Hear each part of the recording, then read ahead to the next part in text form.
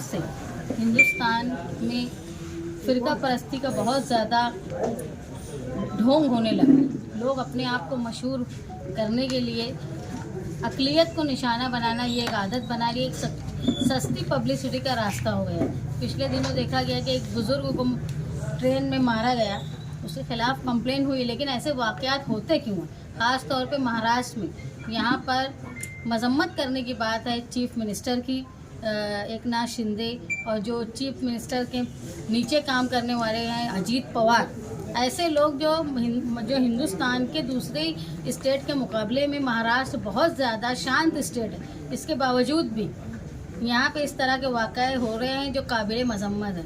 अभी एक खबर आई जिसमें नीतीश रानी ने कहा कि, और उन्होंने हिंदी में कहा कि मैं आप लोगों को बता देता हूँ, अगर किसी ने हुजूर की शान में गुस्ताखी करने वाले के ख़िलाफ़ बोला तो हम मस्जिद में घुसकर उनको मारेंगे। तो ये हिंदुस्तान जो है ये संविधान पे चलता है, किसी के बाप का नहीं। मैं भी उनको मराठी में जवाब देना चाहती हूँ कि हे देश संविधान से चलता है और हे कोणाच्या बापाचे नाही, हे बाबासाहेब आंबेडकरांचं भारत आहे।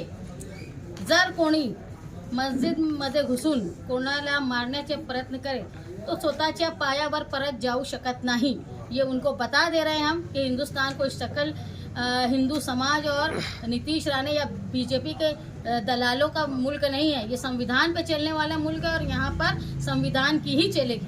अगर किसी ने संविधान में खलल करने की कोशिश की तो उनको हम अदलिया के तरीके से उनकी औकात बताने का काम करेंगे।